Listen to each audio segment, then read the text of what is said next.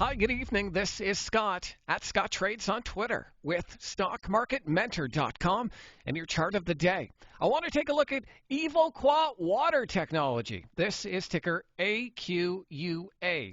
So as you can see, AQUA is in a nice uptrend. It is above all the major moving averages and within 9% of its all-time high. Now, when the market is choppy and weird, I like to pay attention to stocks that are near their all-time highs because stocks that are near their highs tend to make new highs. And so I think AQUA or AQUA is in an interesting spot here because we're above all the major moving averages. And as you can see, we're finding support right around that 8-day exponential period moving average. And I can draw a little bit of a downward sloping trend line. And it gives us a little bit of a daily flag here. So what we want to see from AQUA is a strong move above that coming on higher than average volume.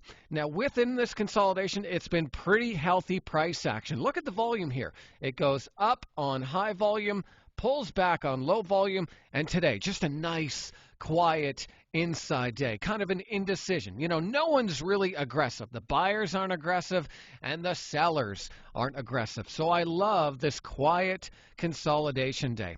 And so at stockmarketmentor.com, I suggested our members take a look at this chart and watch it to hold above this low here at around 44.15. Now, if it breaks below 44.15, it's not really making higher lows, it's making lower lows. So if this stock does break out and then come back and breach that 44.15 level, that's probably not something you want to be in.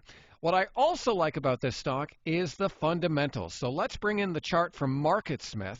Now, as you can see here on the earnings and sales, they have had increasing positive earnings and sales over the last 4 quarters. They were down -7, down -5, and then positive +3, and this last round plus 100%. So increasing earnings and sales. We like that. And as you can see, it has a nice RS rating, a decent accumulation distribution, and in terms of fund ownership, Lord Abbott has 1.75% of their fund in AQUA.